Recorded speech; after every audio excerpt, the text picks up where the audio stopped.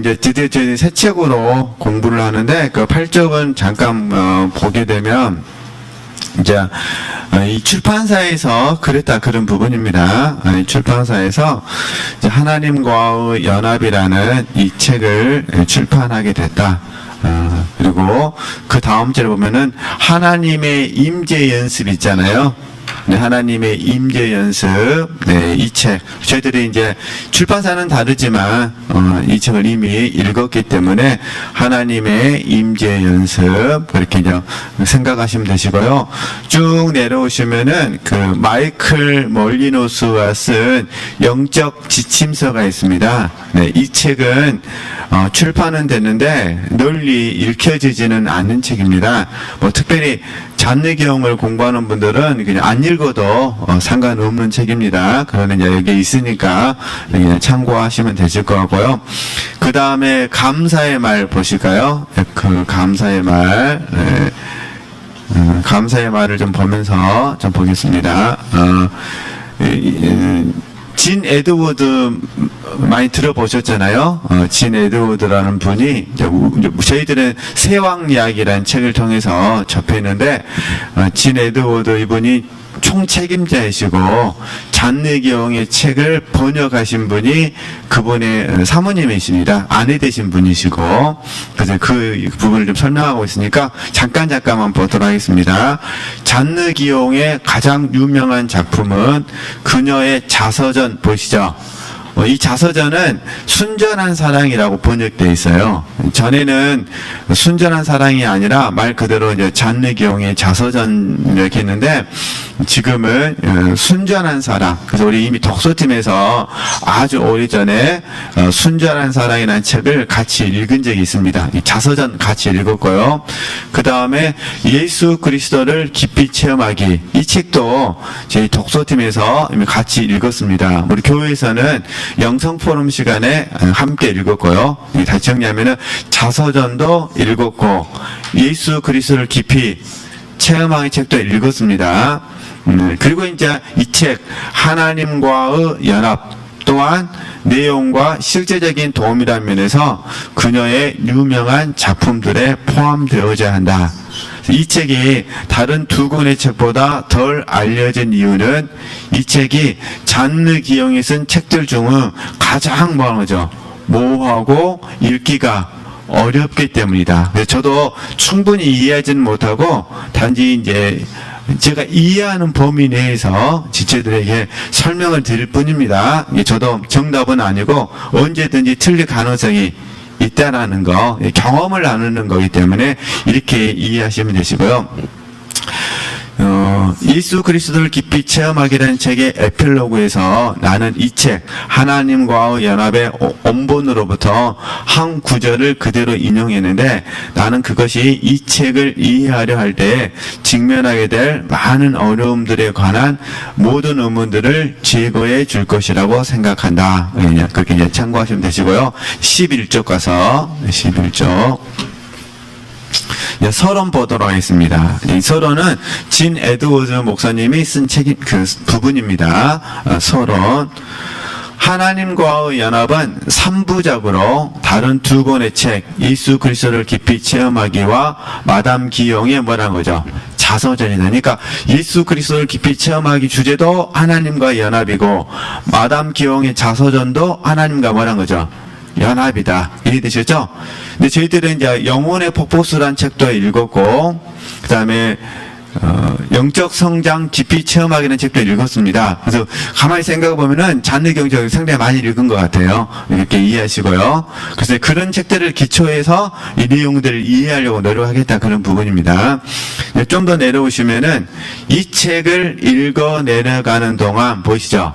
당신은 잔느기용에 의해서 핵심으로부터 시작해서 로마 가톨릭에서 주님과의 연합이라고 일컫는 단계에 이르는 점진적인 단계들로 당신이 이끌리는 것을 경험하게 될 것이다. 이게 점진적 단계. 네.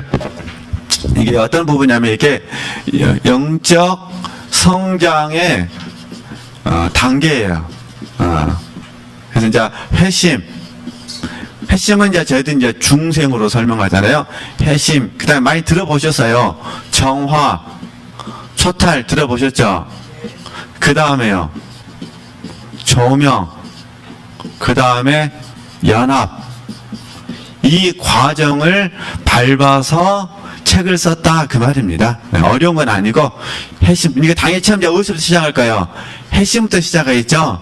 그 다음에 이제 좀 더 영적 성장하게 되면 정화와 초탈을 만나겠죠. 그 다음에는요 조명을 만나겠죠. 그 다음에는요 연합을 만나는 거예요. 저희가 영혼의 성 우리 같이 공부했을 때 7궁방 공부했잖아요. 1궁방부터 7궁방. 이 7궁방은 뭐가 되겠습니까? 연합이 되겠죠. 그러잖아요. 1궁방은 회심이 되는 거잖아요. 우리 이전에 다 이렇게 공부하셨거든요. 그러듯이 그러니까 회심, 정화, 초탈, 그 다음에 조명, 연합이라는 이 과정을 통해서 책을 썼으니까 이해해 줬으면 좋겠다. 근데 이제 진 에드워즈 목사님은 개신교 목사님이시거든요. 이게 개신교 목사님이니까 개신교 교인들에게 설명할 때 이 부분은 카톨릭에서 가르치는 가르침이다라고 설명하죠. 그러나 정확하게 말하면 교회 전통에서 가르치는 거죠. 카톨릭만 가르치는 건 아니에요. 왜냐면은 1517년에 종교개혁이 있었거든요. 그러잖아요. 그러니까 1517년에 종교개혁이 있었는데 그 이전까지는 공통으로 있는 거, 공통으로. 이해되시겠죠? 그리고 언제 갈라진 거예요? 1517년에 갈라진 거예요. 갈라지면서 루터와 칼빈이 전통 중에 일부분만을 수용을 했어요. 카톨릭은 그 전통을 그대로 따랐고, 그러니까 루터와 칼빈은 일부분만 수용을 한 거죠. 그러나 엄격하게 따지면은 모두 다 누구에게 시작된 거냐면 주님에게서 시작된 거예요. 이해되시겠죠? 그래서 이제 부득불 이렇게 회심, 정화, 초탈, 조명, 연합이라는 단어가 카톨릭인 것처럼 말하는데 카톨릭은 아니고 원래는 하나님께서 당시의 교부들에게 주셨던 가르침이에요. 이 가르침을 루터와 칼빈은 부분적으로 수용을 했어요. 근데 루터는 원래 카톨릭이잖아요. 카톨릭. 그 수도사였으니까 루터는 사실 결별하기를 원하지 않았어요. 근데 결별당했죠. 쉽게 말하면 쫓겨난 거죠. 아니 쫓겨나실 때 이 루터가 그냥 좀 이왕 쫓겨나실 것 더 힘을 쓰셔가지고 뭔가를 좀 갖고 쫓겨나시지, 조선시대로 설명하면은 보따리 하나만 갖고 쫓겨난 거예요. 이해되시죠? 이게 전부 다 카톨릭에서는 자기 것이라고 주장한 거예요. 그래서 엄격하게 따지면은 다 주님 것이죠. 그래서 그렇게 이해하시면 됩니다. 우리가 이제 우리 교회에서 같이 공부했던 우리 지체들은 회심, 정화, 초탈, 조명, 연합이라는 단어가 거스르지 아니하고 친숙한 단어입니다. 그죠? 아주 친숙하시니까. 그래도 이제 처음 강의하는 거라 무슨 말인가 책을 이야기해서 설명해 드리는 겁니다. 그렇게 이해하시면 됩니다. 점진적 뭐라 그러죠? 과정. 그죠? 우리는 이걸 뭐라 부르냐? 우리는 점진적 성장이라고 부르잖아요. 아시잖아요. 성장이 점진적이잖아요. 얼마나 더딘지. 이 점진적 성장의 증거가 누구냐면 나요, 나. 수술을 봐보세요. 이 성장한 것이 쉬워요, 어려워요? 어려워요. 얼마나 어려운지.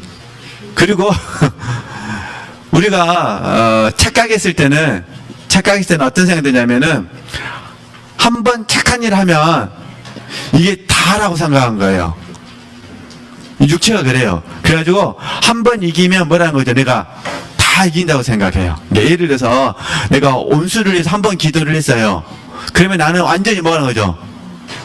남은 평생 동안 온수를 위해서 기도할 줄 알게 착각한 거예요. 근데 하나님께서 다루시면 알게 되는 거죠. 나는 한 명도 온수를 위해서 기도할 수 있는 사람이 아니라는 사실을 알게 되는 거예요. 이렇게 점진적으로 뭐가 가신다? 이끌어 가신다. 그죠? 점진적으로. 그러니까 회심, 정화, 초탈, 조명, 연합. 이거 이제 나중에 또 설명해 드리겠습니다. 책 읽어가면서 이걸 설명하고 있다는 거. 다시 한번 읽겠습니다. 주님과의 연합이라고 일컫는 단계에 이르는 점진적 단계들로 당신이 이끌리는 것을 경험하게 될 것이다. 어떤 단계들을 통과하면서 하나님을 향해 나아가는 이러한 점진적 과정은 영적인 문제를 바라보는 전통적인 가톨릭의 방법이다. 로마 가톨릭의 이러한 접근법은 강한 역사적 전례들의 뿌리를 두고 있다. 이렇게 참고하시면 됩니다. 원리대로 하면은 가톨릭 것만 아니라겠습니다. 우리 개신교 것도 됩니다. 12쪽에 가서요. 5세기에 보이시죠? 거기다 이름 하나 쓰시면 되셔요. 위 디오니시우스. 디오니시우스. 디오니시우스라는 분이 핵심, 정화, 초탈, 조명, 연합이라는 이 개념을 명확하게 사용합니다. 명확하게. 그러면 위 디오니시우스라는 사람이 이 개념을 만들었냐? 그건 아니에요. 원래부터 이 개념은 교회 안에 있었어요. 있었는데 디오니시우스가 명확하게 신학적으로, 조직적으로, 체계적으로 책을 신비신학의 책을 써가지고 명확하게 개념을 뭐 했다는 거죠. 제시를 하게 된 거예요. 문헌이 된 거예요, 문헌. 문헌이 있으니까 나중에 후대 사람들이 계속해서 이 영적인 성장에 대해 공부를 하려면 어떻게 될 수밖에 없겠어요. 문헌에 기초를 해야 되잖아요. 그래서 위 디오니시우스, 위라는 말은 어떤 두 가지 의미가 있거든요. 첫 번째는 가짜라는 의미가 있고, 두 번째는 존경하는 의미에서 그분의 이름을 따올 때가 있어요. 이건 학자들마다 좀 견해가 다르더라고요. 그래서 어쨌든 그러니까 디오니시우스라는 사람은 가명이에요. 가명. 사도행전에 나오는 사람이거든요. 사도 바울에 의해서 핵심된 사람이에요. 그래서 아마 당시에 디오니시우스라는 이 이름이 좋은 이름이었나 봐요. 그러니까 어떤 분이 글을 써가지고, 이해되시겠죠? 디오니시우스라는 이름으로 채용을 해서 하게 된 거예요. 이분이 개념을 명확하게 사용했다. 그렇게 이해하시면 됩니다. 그 이야기를 하는 겁니다. 5세기에 시리아 근처에 살던 한 수도사가 회심으로부터 시작하여 신적 연합이라고 불리는 단계로 나가는 영성의 단계에 대하여 뭐 했던 거죠? 기록하였다. 그죠? 회심, 정화, 초탈, 조명, 연합. 지금 이야기를 하는 겁니다. 그때부터 가톨릭 세계에서는 영적 성장에 대한 그들의 견해를 표현하는 가장 적절한 방법으로서 글이나 연설을 통해 이러한 점진적 단계들을 설명해 왔다. 각 단계들이 어떠한 것인지에 대해서는 저자들마다 다른 견해들을 가질 수 있지만 그들은 자기들의 견해를 이러한 점진적 과정이라는 정황에 뭐 하는 거죠? 놓아야만 했다. 그렇지 않으면 정통이라고 여겨질 수 없었기 때문이다. 잔느기용은 이 책을 1200년이나 된 주영 안에 집어넣었다. 당신이 지금 읽고 있는 것은 사실 잔느기용의 영적 뭐란 거죠? 순례기다. 영적 순례기. 영적 성장이다 그 말이에요. 그러니까 보통 저희들이 영혼의 순례 그렇게 표현하는데 다 성장을 다루고 있는 부분이거든요. 근데 참 그 아이러니한 부분은 뭐가 있냐면요. 우리 개신교 목사님들이 잔느기용을 비판할 때는 가톨릭적이라고 비판을 해요. 근데 가톨릭에서 잔느기용을 비판할 때는요. 개신교적이라고 그래요. 결국은 그런 것 같아요. 내가 판단하려고 마음을 먹으면 어떤 관점으로 보느냐는 거예요. 좋게 보려고 하면 한없이 좋은 거고 안 좋게 보려고 하면요 한없이 안 좋은 거예요.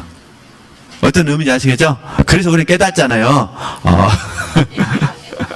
모두일 수 없고 전부일 수 없다 그런 의미잖아요. 네. 그래서 하여튼 좀 재밌는 것 같아요. 그러니까 잔느경을 싫어하시는 분들은 가톨릭이라 싫어하시고 가톨릭에서 잔느경을 싫어하시는 분들은요 개신교라 싫어하시고 그래서 참 잔느경이 그런 시대의 삶을 산 거예요. 프랑스에서 삶을 살면서 그러니까 가톨릭과 개신교가 싸웠잖아요. 이 싸우는 과정 속에서 자기 안에 역사하신 주님을 설명한 거예요. 주님을 설명하다 보니까 사실은 둘 다 맞는 거예요. 교리 싸움이 아니라 삶으로 접근하면은 둘 다가 맞는 거예요. 그 말 하는 겁니다. 네. 그럼 계속 보겠습니다. 당신은 그녀가 그것을 어떻게 이해하고 해석했는지를 보게 될 것이다. 그녀는 여기에서 자기에게 제시하는 점진적 단계들이 주님을 깊이 아는 유일한 방법이 뭐란 거죠? 아님을 분명히 알고 있었다. 그러니까 정답은 아니고 뭐는 될 수 있다는 거예요? 답은 될 수 있다는 거예요. 그러겠죠? 이렇게 이해하시면 돼요. 한 가지 방법은 될 수 있다. 이해되시겠죠? 길, 답이 될 수 있다. 이런 의미예요. 그러면 저희들이 이런 책을 접할 때 좋은 태도는 뭐냐면 한 가지를 딱 생각하게 먼저 하셔야 돼요. 근데 우리는 주로 논증을 하다 보면은 절대적 생각이 절대적. 이것만이 옳다고 생각한다는 거예요. 근데 사실은 이것만이 옳을 수가 없어요. 봐보세요. 하나님은 사람을 통해 역사하시거든요. 그럼 봐보세요. 사람. 첫 번째 잘 아시는 것처럼 베드로. 그죠? 두 번째 요한, 사도 요한. 세 번째 야고보, 순교자 야고보. 네 번째 사도 바울. 이해되셨죠? 그러니까 하나님께서 사람을 통해 일하실 때 베드로는 베드로를 통해서, 요한은 요한을 통해서, 야고보는 야고보를 통해서, 바울은 바울을 통해서 역사하신 거예요. 근데 이걸 이 네 사람을 모아놓고 한 가지 절대적인 걸 찾으면 어떻게 돼요? 절대적인 찾으면 안 되는 거예요. 이해되시겠죠? 이게 절대적이신 분 어디 누구셔요? 예수 그리스도셔요. 그러니까 예수 그리스도는 절대적이고, 그죠? 마태가 보는 복음은 마태복음, 마가가 보는 복음은 마가복음, 누가가 보는 복음은 누가복음, 요한이 보는 복음은 요한복음. 이게 절대적인 분만 예수님이셔요. 나머지는 다 뭐냐? 한쪽 면을 본 거예요. 이해되셨죠? 이게 왜냐면 그 베드로, 요한, 야고보, 바울 사도가 사역할 시대, 장소, 사람, 이건 다 다르거든요. 그러잖아요. 이게 시대와 장소 뭐는 거죠? 사람이 다른 거예요. 그러니까 사람이 다르니까 예수님은 그대로신데 예수님을 안내하는 방법이 다른 거예요. 사람이 다르다는 거예요. 그래서 다시 그러면 잔느경도 마찬가지예요. 잔느경은 자기가 체험한 걸 들려주고 싶은 거예요. 이해되시겠죠? 체험한 걸 들려주고 싶은데 하나님은 잔느기용을 통해서 그 방법으로 들려주신 거예요. 그러면 우리에게는 그 방법으로 들려주실 수도 있고 그러지 않으실 수도 있어요. 봐보세요. 우리가 지금 훈련에서 공부할 때 영혼과 영성, 육체와 영성, 물질과 영성, 대인과 영성을 공부를 하잖아요. 다 공부를 합니다. 다 공부를 하지만 그래도 어떠세요? 한쪽에 무게중심이 있으시죠? 안 그러신가요? 그래서 그것만 강조를 많이 해요. 만약에 그래서 인간관계가 복잡해서 훈련 받으신 분들은요, 모든 걸 다 뭐로 풀어가요? 인간관계로 풀어가요. 물질로 어려움을 겪으신 분들은 다 뭘로 풀어가요? 물질로 풀어가요.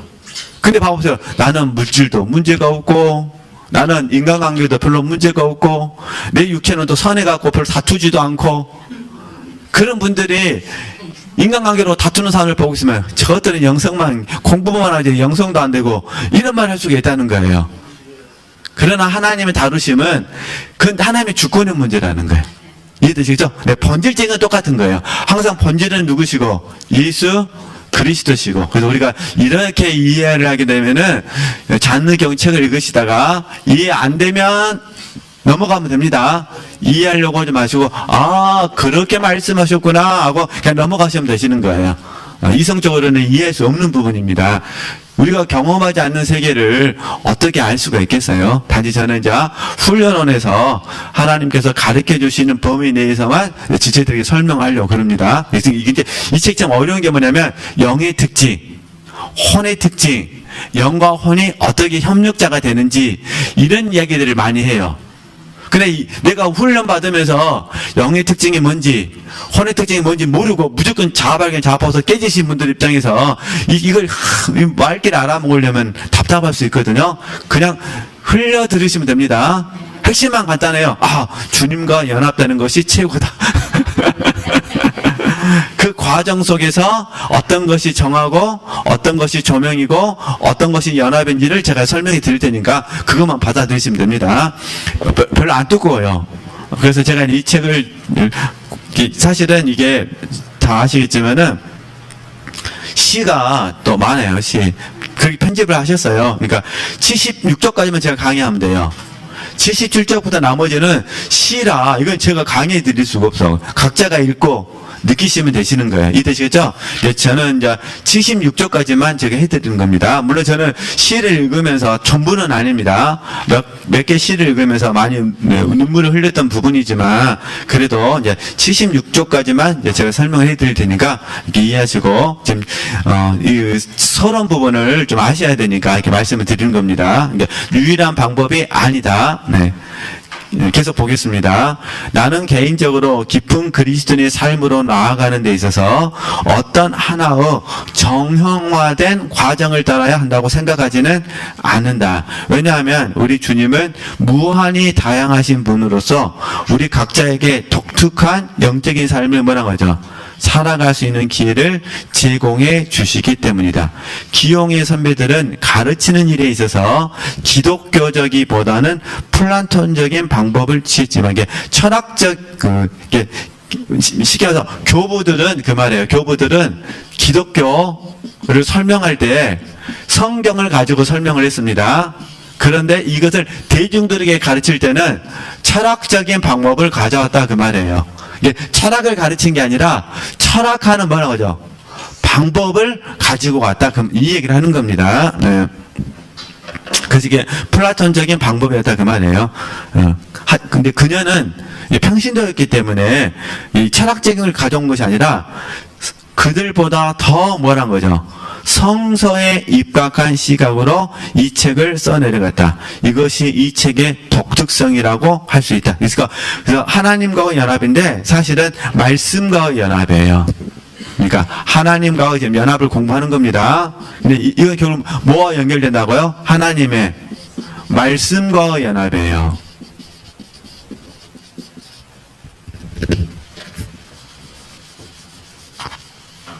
그래서 잔의 경우에는 막 신비한 체험 이거 공부하는 것이 아니라 하나님과의 연합은 말씀과의 연합이기 때문에 말씀이 잔의경 안에서 영, 혼, 몸 안에서 어떻게 말씀이 역사하는지를 공부하는 거예요. 그죠? 이게 말씀이 영, 혼, 몸 안에서 어떻게 역사하는지. 그래서 영은 어떻게 반응하고 혼은 어떻게 반응하고 몸은 어떻게 반응하면서 영, 혼, 몸이 하나로 움직이는지를 설명하는 거예요. 그래서 어려워요. 이 과정에 대해서 모르면 당연히 어렵죠. 근데 우리는 영혼과 영성, 육체와 영성을 통해서 영혼의 자기 발견이 이루어졌기 때문에 이해하는 게 훨씬 쉬워요. 그래서 이 책을 제가 읽자고 한 부분입니다. 그렇게 이해하시면 됩니다. 네. 그 다음에 이 책의 역사적 영향력과 관련한 한 중요한 사실이 설명되어질 필요가 있다. 때때로 죄를 짓지 않는 일이 가능하다는 고상한 사고를 가르치는 일단의 그리스도인들이 나타날 것이다. 이건 조심해야 된다 그 말입니다. 이해되시겠죠? 그러니까 이 땅에서는 죄를 죄를 지을 수밖에 없다 그 말이에요. 근데 어떤 분들은 오해해가지고 이 땅에서도 성화되면 이게 잘못된 가르침이죠. 성화되면 이 땅에서 죄를 짓지 않는다라고 가르치는 사람들이 있는데 이건 뭐라는 거죠? 잘못된 거다. 이걸 설명하는 겁니다. 이건 잘못된 거다. 우리는 회개해야 합니다. 그렇죠? 그래서 좀만 넘어오면 요한 웨슬리는 완전한 삶을 많이 강조를 했거든요. 그럼에도 불구하고 회개해야 된다. 그 말을 해요. 그래서 그 이야기를 하는 거예요. 같이 읽어볼까요? 요한 웨슬리와 같은 사람도 죄 없는 삶을 사는 것이 가능하다는 이론을 발표한 적이 없으며 또한 자신이 그러한 죄 없는 삶을 살다는 주장도 하지 뭐라고 하죠? 안 왔다 그 말입니다. 조심하셔야 된다. 잔느기용도 마찬가지다. 죄 없는 완벽한 삶이 가능하다고 주장하는 사람들은 하나의 큰 문제를 다뤄야 하는데, 그것은 그들이 일반적으로 완벽한 삶을 살고 있다고 여겨지는 사람을 만나본 적이 뭐라는 거죠? 없다 그 말입니다. 그래서 이런 부분에 대해서는 오해가 없으셨으면 좋겠다. 근데 이제 왜 그러냐면 잔느경이 사용한 단어가 있어요. 그게 이제 마태복음 5장 48절 말씀이거든요. 잘 하시는 말씀이잖아요. 아버지가 온전하심 같이 너희도 온전하는 말씀이거든요. 그래서 그 온전한 단어가 완벽한, 보이시죠? 완벽한, 이게 온전한이라는 단어인데, 이 단어를 잔느경을 어떻게 사용했냐면 죄 없는 상태로 해석하는 것이 아니라, 이해되셨죠? 죄 없는 상태로, 물론 하나님은 죄가 없으셔요. 그러니까 하나님께는 맞는 이야기인데 우리 사람에게는 그런 뜻이 아니라 인간의 뜻이 하나님의 뜻과 뭐라는 거죠? 조화를 이루는 것을 의미했다는 거예요. 그러면 이제 우리식으로 설명하면 로마서 8장 4절 말씀 보면 그 영을 쫓아 행하는 우리에게 율법의 요구가 이루어진다 그러잖아요. 자, 그럼 이제 이렇게 이해하시면 되셔요. 저와 여러분이 그 영, 이게 성령을 뭐게 되면 쫓게 되면 이게 인도함을 받게 되면 이게 성령의 인도함을 받는 이 순간에는 뭐가 없다는 거예요. 일치를 이뤘으니까 죄가 없는 거예요. 이해되시죠? 근데 하루 24시간 중에 저도 그렇고 지체들도 그렇고 우리가 그 영을 쫓는 경우가 많을까요? 쫓지 않는 경우가 많을까요? 쫓지 않는 경우가 많은 거죠. 그래서 우리가 그 영을 쫓는 삶이 더 많아지도록 훈련하는 거잖아요. 그러잖아요. 그러니까 우리가 그 영을 쫓을 수도 있고 안 쫓을 수도 있어요. 세모는 없으니까. 그러니까 쫓는 순간에는 쫓으면서도 회개하세요? 아니시잖아요. 그때는 감사하시잖아요. 성령의 감동하심을 받아 순종하셨어요. 회개하세요? 감사하세요? 감사하시죠? 성령의 감동하심을 받아서 순종하지 못했어요. 감사하세요? 회개하세요? 회개하시잖아요. 그거는 밤마다 둘 중에 하나를 하는 거예요. 감사하든지 뭐든지 회개하든지. 그죠? 이게 이제 이거 오해하시면 안 된다 그 말입니다. 이게 저도 우리 지체들도 그렇고 성령의 인도함을 받는 그 순간에는 조화가 이루어지는 거예요. 하나님의 뜻과 내 뜻이 일치가 되는 거예요. 그래서 하나님의 뜻이 내 뜻이 되어져서 저와 여러분이 뭐 한다는 거죠? 순종하는 거예요. 그러나 잘 아신 것처럼 머무러 있는 동안에는 주와 뭐 하는 거예요? 따로 거하는 거예요. 그래서 우리가 회개를 하는 거예요. 어떤 의미인지 아시겠죠? 그리고 어찌하든지 계속해서 성령의 인도함을 받는 범위가 많아지도록 훈련하는 거예요. 그러면 좋은 자세를 갖는 건 뭐냐면 이런 거예요. 어차피 100%는 없습니다. 그래서 제가 이걸 설명할 때마다 꼭 운동선수 이야기를 해요. 봐보세요. 타자들이 야구로 설명하겠습니다. 야구. 타석에 서가지고, 3번 타석에 서가지고, 한 번만 안타를 치면, 난리가 납니다. 5번 타석에 서가지고요, 2번만 안타 쳐도요, 난리가 납니다. 그럼 반대로 말하면 5번 중에 몇 번은 아웃이라는 거예요. 3번은 아웃이야. 근데 3번은 기억 안 해요. 뭐만 하는 거예요? 2번만 생각하는 거예요. 그러듯이, 우리도 좀 그랬으면 좋겠다는 거예요. 내가 오늘 삶을 살면서 성령의 인도함을 받아서 삶을 살 때 한 번 살았다. 이해되시죠? 한 번 살았다. 감사가 충만하셔야 됩니다. 이해되시죠? 근데 우리는 한 번 산 거는 안 보고 뭐만 봐요? 못한 것만 봐요.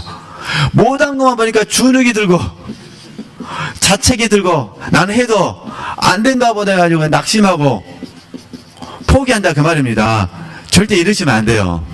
이해되시겠죠? 이거는 회개하시면 되죠. 하나님께 회개하시고 우리는 이해되시죠? 안 된 것은 회개하시고 또 되게 해주실 것을 믿고 우리가 성령의 감동하심을 받아서 삶을 살았다면 그것에 대해서 뭐 하셨으면 좋겠다는 거예요. 감사하셨으면 좋겠다 그런 의미예요. 우리는 너무 사모하는 말씀 있잖아요. 내 소유는 이것이니 주의 법대로 내가 뭐 하는 겁니다. 행한 것입니다. 그렇잖아요. 주예법. 감사하라 하시니 감사하고, 기뻐하라 하시니 기뻐하고, 그죠? 기도하라 하시니 기도하고. 얼마나 감사해요. 그게 다 내 소유예요, 소유. 이해되시겠죠? 그렇게 생각을 바꾸시는 겁니다. 네. 그래서 완벽한이라는 단어를 조심해 주셨으면 좋겠다. 이렇게 말씀드리고, 그럼 이제 책으로 들어가겠습니다. 14쪽. 근데 이제 14쪽의 핵심은 우리 지체들이 아주 오래전에 하나님의 전폭적 은혜로 핵심을 하셔가지고 몰라요. 지금 기억이 안 나. 그렇죠? 저는 기억나요. 저는 특별하게 핵심을 해갖고, 그러나 특별하게 핵심하지 않으신 분은 잘 몰라요. 뭐 어떻게 하다 보니까 그냥 내가 예수님을 믿게 되었고, 십자가만 생각하면 눈물이 났고, 말씀만 들어도 막 사모했고, 그냥 교회 종소리만 울려도 가슴이 벌렁벌렁해가지고 교회 가고 싶고. 그건 이해되시겠죠? 근데 극적인 체험을 하신 분도 있고 핵심하지 않으신 분들도 있어요. 그래서 그냥 참고하시고 그냥 들으시면 됩니다. 보겠습니다. 하나님께로 나아가는 당신의 여정은 당신이 핵심하는 날로부터 뭐 하는 거죠? 시작된 데서 하나님께로 나아가는 거를 우리 옆에 메모하시면 되죠. 내면적 시스템. 다 배우셨으니까. 우리 영적 시스템 배우셨잖아요. 이 이야기를 하는 거예요. 그래서 우리가 내면적 그리스도인이라 불러요. 내면적 시스템, 내면적 그리스도인. 이 부분이 저에게도 그렇고 우리 지체들에도 그렇고 이게 우리 궁극적인 목적이에요. 우리는 이제 교회에서는 뭘 목표라고 배우셨죠. 내면적 그리스도인이 되는 거예요. 그래서 저희들이 그림을 그리잖아요. 성령께서 영 안에서 영이 혼을, 그러면 혼이 뭐죠? 몸을 하는 거예요. 이걸 이해하시면 되셔요. 그러니까 우리는 계속해서 항상 어디로 가셔야 되냐? 안으로 가셔야 돼요. 안으로. 이해되셨죠? 내 안에 이제 이게 영이잖아요. 영 안에 누가 계셔요? 주님이 계시잖아요. 그래서 항상 주님께 연결되는 거예요. 주님께 뭐 하는 거죠? 연합되는 거예요.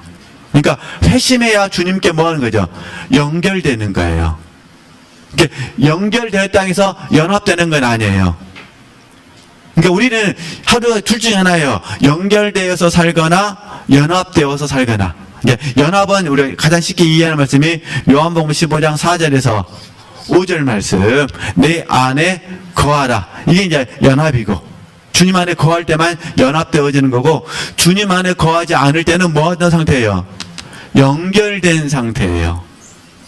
연결만 돼도 감사하죠. 이해되시죠? 우리는 연결 플러스 뭐가 되게 하는 거죠? 연합되기 위해서 훈련하는 거예요. 그러니까 지금 하나님과 연합이 궁극적 목표잖아요. 목표. 근데 연결돼야 뭘 되는 거예요? 연합. 그래서 연결이 어디서 이루어지냐? 핵심에서 이루어진다. 그래서 그 말 하는 거예요. 핵심은 뭐냐면, 이게 핵심에서 시작되는 것이 하나님께로 나아간다는 거예요. 어디로 들어간다는 거죠? 내 안에 계시서 어렵게 생각하지 마시고, 이런 부분이요. 내 안에 계신 주님과 관계하는 삶이에요. 이 얘기를 들려주고 싶은 거예요. 그래서 제가 또 이 책을 선정했던 또 하나의 이유는, 저희가 금년표가 날마다 주님과 함께하는 생활이잖아요. 이 책 주제가 똑같아요. 그래서 한번 읽어보면 좋겠다. 그래서 우리가 날마다 주님과 함께하는 삶이, 봐보세요. 연결도 함께하는 것이고 연합도 함께하는 거예요. 제 의미를 아시겠죠? 어차피 주님은 우리는 안 떠나셔요. 약속해 주셔서 절대로 떠나지 않겠다고. 문제는 뭐냐면, 주님은 내 안에 함께 하시는데 내가 그 주님을 인식하느냐, 그 주님을 인식하면서 사느냐의 문제예요. 이게 인식하는 순간 연결되는 거예요. 이해되시겠죠? 그 다음에 뭐 할까요? 연합되는 거예요. 연합. 항상 주님은 제 안에서 뭐 하는 거예요? 계시는 거예요. 이거 공부하는 거 아니란 말이에요. 문제는 뭐냐? 내가 내 안에 계신 주님을 인식하는 수가 뭐가 된 거래? 연결. 이게 제가 일상적인 삶을 살다가 카톡을 통해서든 뭐 혼자 생각을 통해서든 제가 제 딸을 생각하는 순간 뭐가 된 거예요? 딸하고 저하고는 연결되는 거예요. 이게 딸 생각했다고 해서 연합되는 거 아니죠? 연합되려면 어떻게 해야 돼요? 카톡을 하든지 전화를 해가지고 아버님은 잘 계세요, 뭐 너는 잘 있냐, 우리가 하나님 은혜 가운데 살자, 아멘, 축복해 주셔서 감사합니다, 뭐 이렇게 뭐가 주거니 받거니 할 때 뭐가 될까요? 연합되겠죠? 어떤 의미인지 아시겠죠? 이게 지금 잔느경이나 우리 지금 저희 교회에서 가르치는 게 이거예요.